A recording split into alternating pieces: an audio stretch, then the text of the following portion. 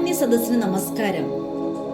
ക്രൈസ്തവ സഭയിലെ ആദ്യ രക്തസാക്ഷിയായ വിശുദ്ധ സ്തേഫാനോസിന്റെ അതിദാരുണ്യമായ അന്ത്യമാണ് ഞാനിവിടെ കഥാപ്രസംഗമായി അവതരിപ്പിക്കുന്നത്. എന്റെ കഥ വിശുദ്ധ സ്തേഫാനോസ്. അതെ, വിശുദ്ധ സ്തേഫാനോസ്. ശെമ്മാശന്മാരിൽ പ്രധാനിയും സഹദേവന്മാരിൽ മുമ്പനും എന്ന വിശേഷണമുള്ള വ്യക്തിയാണ് സ്തേഫാനോസ്. ശെമ്മാശൻ എന്നാൽ ശുശ്രൂഷകൻ എന്നർത്ഥം. ക്രിസ്തീയ വിശ്വാസത്തിന് വേണ്ടി മരണം വരെ പോരാടി രക്തസാക്ഷികളായി തീർന്നവരെ സഹദേവന്മാർ എന്ന് വിളിക്കപ്പെടുന്നു. ആത്മാവിനുള്ളിൽ നിന്നുയരുന്നോരുൾ വിളി സ്തേഫാനോസ് സ്വയം സ്വീകരിച്ചു. ശെമ്മാശന്മാരിൽ പ്രധാനിയായി തീർന്നവൻ പരിശുദ്ധ റൂഹായാൽ ശക്തനായി. ദൈവ ശുശ്രൂഷയ്ക്കായി പരിശുദ്ധ റൂഹായാൽ തിരഞ്ഞെടുക്കപ്പെട്ട സ്തേഫാനോസ് വിശ്വാസ സമ്പൂർണനായി വലിയ അത്ഭുതങ്ങളും അടയാളങ്ങളും ചെയ്തു. ഈ വിശ്വാസവീരന്റെ പ്രവൃത്തിയിലും പ്രഭാഷണത്തിലും ആകൃഷ്ടരായി യഹൂദ പുരോഹിതർ ഉൾപ്പെടെ അനേകർ ക്രിസ്തു വിശ്വാസത്തിലേക്ക് വന്നു. അത് കണ്ട യഹൂദ പ്രമാണികളും പുരോഹിതന്മാരും അസ്വസ്ഥരായി. അവർ സ്തേഫാനോസിനെതിരെ പ്രവർത്തനം ആരംഭിച്ചു. എന്നാൽ സ്തേഫാനോസിനോടുകൂടി പ്രവർത്തിച്ചിരുന്നത് സർവശക്തനായ ദൈവത്തിന്റെ പരിശുദ്ധാത്മാവായിരുന്നു. അത്ഭുതപ്പെട്ടുപോയി യൂദപ്രമാണിമാർ സ്തേഫാനോസിൻ ബുദ്ധി വൈഭവത്തിൽ. തോൽപ്പിക്കാനാവില്ല വാക്കുകൾ കൊണ്ടെന്നാൽ ഇല്ലായ്മ ചെയ്യുവാൻ ഗൂഢമായി ചിന്തിച്ചു. ഇവനെ ഇങ്ങനെ വിട്ടാൽ ഇവന്റെ പ്രസംഗം കേട്ട് ജനങ്ങളെല്ലാം ക്രിസ്തുമതം സ്വീകരിക്കും. യഹൂദ മതം നാമാവിശേഷമാകും. പുരോഹിതന്മാർ അഭിപ്രായപ്പെട്ടു. അപാര പണ്ഡിതനായ അവനെ തോൽപ്പിക്കാനാവില്ല. ദൈവദൂഷണം ആരോപിച്ച് അവനെ നിർമൂലമാക്കണം. അവർ കള്ളസാക്ഷികളെ ഏർപ്പാട് ചെയ്തു. സ്തേഫാനോസ് ദൈവത്തിനും മോശയുടെ ന്യായപ്രമാണത്തിനും എതിരായി പ്രസംഗിച്ചു നടക്കുന്നുവെന്ന് നാടുനീളെ പ്രചരിപ്പിച്ചു. അങ്ങനെ സാധാരണ ജനങ്ങളെ സ്തേഫാനോസിനെതിരായി ഇളക്കിവിട്ടു. ദൈവശക്തിയാൽ ആ വിശ്വാസവീരൻ അതിനെല്ലാം ധൈര്യപൂർവ്വം നേരിട്ടു. കത്തുന്ന ദീപത്തിൻ മുന്നിലായി കത്തും മനസ്സുമായി നിന്നിടുന്നു. യേശുവിലർപ്പിച്ച ഹൃദയവുമാ ശാന്തഗംഭീരനായി നിന്ന വീടേ. മുൻകൂട്ടി പഠിച്ച കള്ളസാക്ഷ്യങ്ങൾ സ്തേഫാനോസിന് നേരെ പലരെ കൊണ്ടും പറയിപ്പിച്ചു. ന്യായാധിപ സംഘം വൈരാഗ്യത്തോടെ സ്തേഫാനോസിനെ തുറച്ചു നോക്കി. ഒന്നിലും പതറാതെ അവന്റെ മുഖം ഒരു ദൈവദൂതന്റെ മുഖം പോലെ പ്രഭാപൂരിതമായി.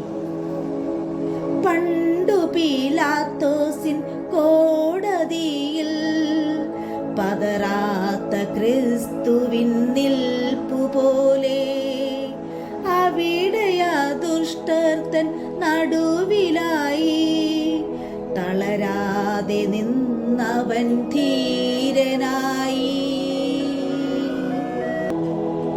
പരിശുദ്ധാത്മാവ് നിറഞ്ഞവനായി സ്തേഫാനോസ് സ്വർഗത്തിലേക്ക് നോക്കി. സന്തോഷവും പ്രത്യാശയും നിറഞ്ഞ സ്വരത്തിൽ അവൻ ഉച്ചത്തിൽ വിളിച്ചു പറഞ്ഞു, ഇതാ സ്വർഗം തുറന്നിരിക്കുന്നതും മനുഷ്യപുത്രൻ ദൈവത്തിന്റെ വലത്തുഭാഗത്തിരിക്കുന്നതും ഞാൻ കാണുന്നു. അത് കേട്ടപ്പോൾ ജനം ഒന്നാകെ ഇളകി. പുരോഹിതന്മാർ കോപം കൊണ്ട് വിറച്ചു. ജനം കല്ലുകളെടുത്ത് സ്തേഫാനോസിന്റെ നേരെ എറിഞ്ഞു.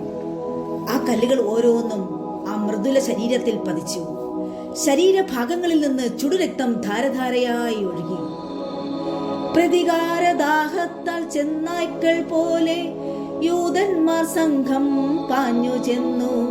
കല്ലുകൾ ഓരോന്നായി വന്നു പതിച്ചുടൻ പല്ലവം പോലുള്ളൊരാമേനിയിൽ. കർത്താവായ യേശുവേ, എന്റെ ആത്മാവിനെ കൈക്കൊള്ളണമേ എന്ന് സ്തേഫാനോസ് ഭക്തിപൂർവം പ്രാർത്ഥിച്ചു. വിതുമ്പിയില്ല, തെല്ലും വിതുമ്പിയില്ല. മുറിവേറ്റ ദേഹത്തിൻ നൊമ്പരങ്ങൾ ആശ്വാസമേകുവാനാരോരുമില്ലാതെ ഏകനായി എല്ലാം സഹിച്ചു നിന്നു. ധമനികളിൽ നിന്നുള്ള രക്തപ്രവാഹത്തിന്റെ വേഗത കുറഞ്ഞു. ശരീരമാകെ തളർന്നു. തല കറങ്ങി, കണ്ണുകളിൽ ഇരുട്ട് കൂടിക്കെട്ടി, ചുണ്ടുകൾ വിറച്ചു. സ്തേഫാനോസിന്റെ മനസ്സിൽ തന്റെ ഗുരുവും രക്ഷിതാവുമായ യേശുവിന്റെ രൂപം തെളിഞ്ഞു വന്നു.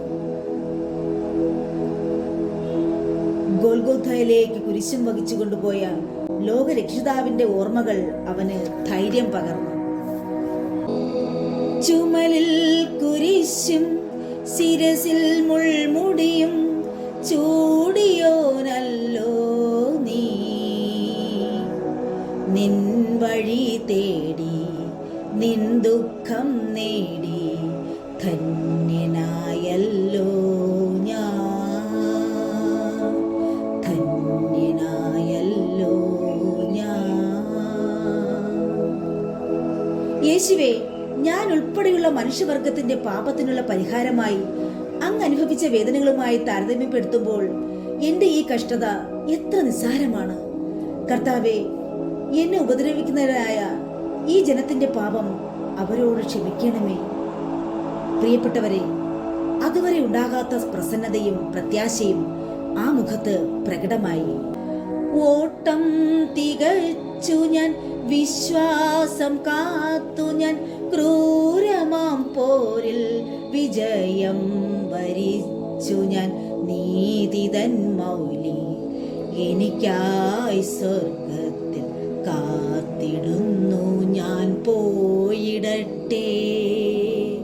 നീതിതൻ മൗലി എനിക്കായി സ്വർഗത്തിൽ കാത്തിടുന്നു ഞാൻ പോയിടട്ടെ.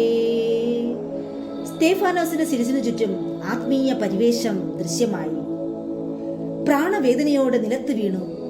ശരീരത്തിലെ അവസാനത്തുള്ള രക്തവും വറ്റി. ഏതാനും നിമിഷത്തിനുള്ളിൽ ആ ശരീരം നിശ്ചലമായി. നശ്വരമായ ആ ശരീരത്തോട് യാത്ര പറഞ്ഞ് അനശ്വരമായ ആത്മാവ് ദൈവസന്നിധിയിലേക്ക് എടുക്കപ്പെട്ടു.